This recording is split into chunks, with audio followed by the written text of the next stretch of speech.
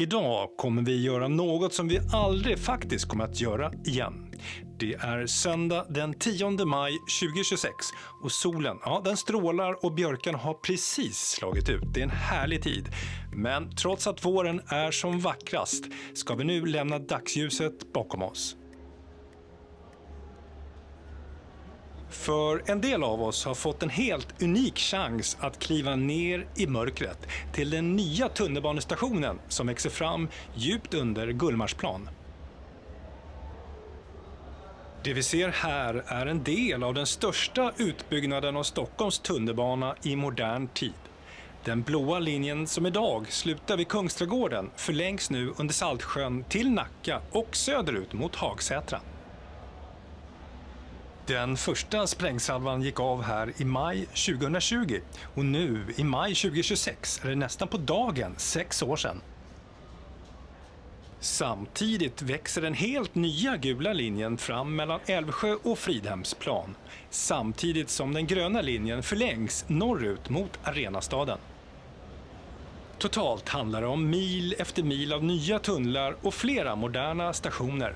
Syftet är att knyta ihop Stockholm och avlasta T-centralen samt att göra det möjligt för hundratusentals fler stockholmare att kunna resa smidigt i framtiden.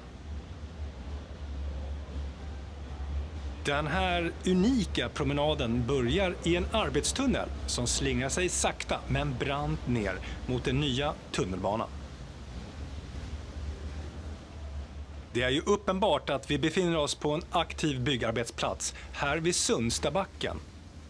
För bakom oss, där har vi Årstaviken och Hammarbyslussen. Och totalt ska vi ta oss 1600 meter till fots rakt in i berget, ner till en värld som ytterst få har sett.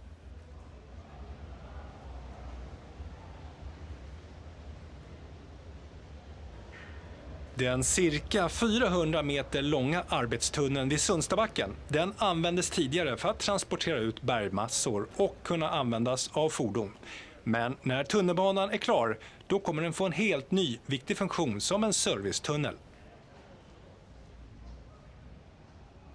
När den nya tunnelbanesträckningen är klar så kommer underhållsfordon kunna köra ner här för att sköta tekniken i tunnelbanan. Och för räddningstjänsten så blir det här en viktig väg in om en insats skulle behövas.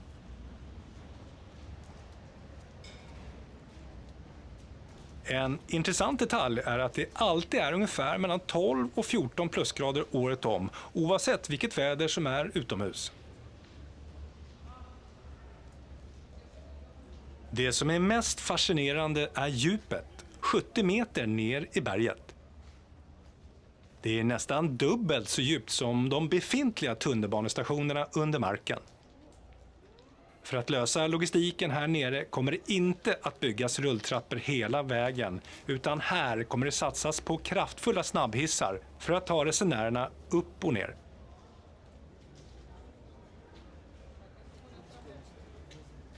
Eftersom stationen ligger så extremt djupt skulle rulltrappor ta alldeles för lång tid att åka i, flera minuter, jämfört med de här nya snabbhissarna som tar ungefär 30 sekunder.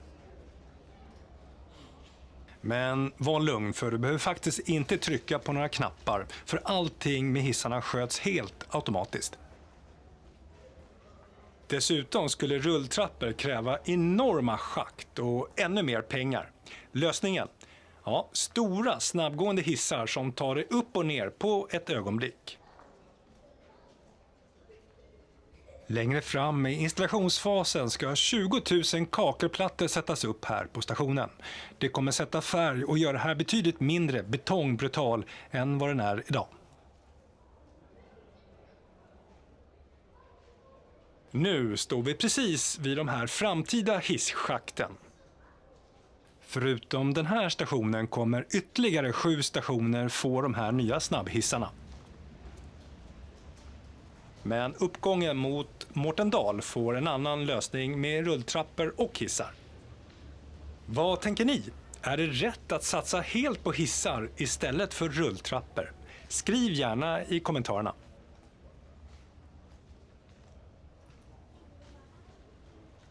När den blå linjen förlängs från Kungsträdgården ritar Stockholms tunnelbanekarta om i grunden. Linjen delas upp i 2 grenar.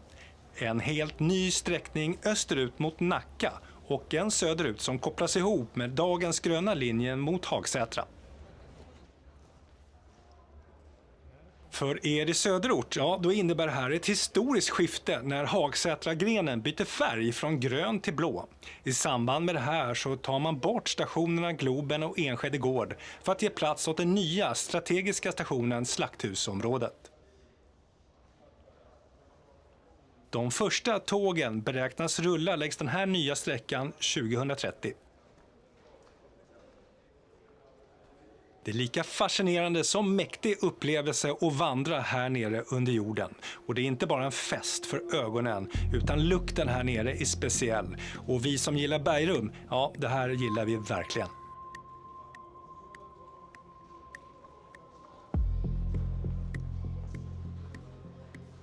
Idag är Kungsträdgården Stockholms djupaste station med sina 34 meter. Men när den nya tunnelbanan står klar så bleknar det rekordet. Gullmarsplan, där vi befinner oss nu, blir mer än dubbelt så djup och stationen Sofia på Södermalm blir ännu djupare med sina otroliga 100 meter under marken.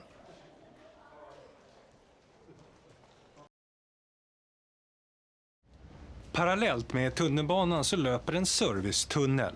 Längs med stationen är den faktiskt extra bred för att få plats med all teknik och strömförsörjning. Sen smalar den av mot de andra nya stationerna som Sofia på Södermalm och borta vid Slakthusområdet. Men den är tillräckligt bred för att rymma både service och räddningsfordon. Här syns ännu ett schakt upp till ytan, men inga hissar den här gången. För det här är ett så kallat ventilationsschakt som mynnar ut uppe vid Skansbacken i Johanneshov. Men att bygga tunnlar under Stockholm, det är inte lätt. Det finns mycket annat spännande i underjorden.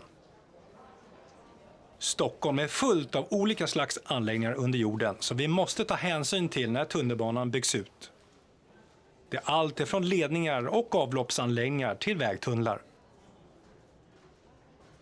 Vid tunnelbyggen finns ofta en staty av Sankta Barbara som är bergsprängarnas och gruvarbetarnas skyddshelgon. Hon placeras vid tunnelmynningen för att vaka över arbetarna och skydda dem mot olyckor.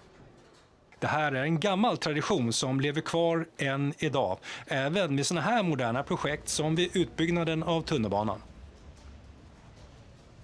Nu får vi strax se om det här vackra vårvädret är kvar.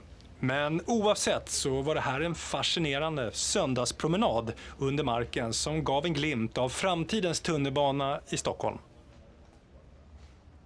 Och vill du inte missa nästa avsnitt, glöm inte att prenumerera och slå på notifikationer så får du en pling direkt när det är dags. Som alltid, stort tack för att du tittade. Här kommer en länk till en av mina andra avsnitt som algoritmen tror att du kommer att gilla. Kolla in det.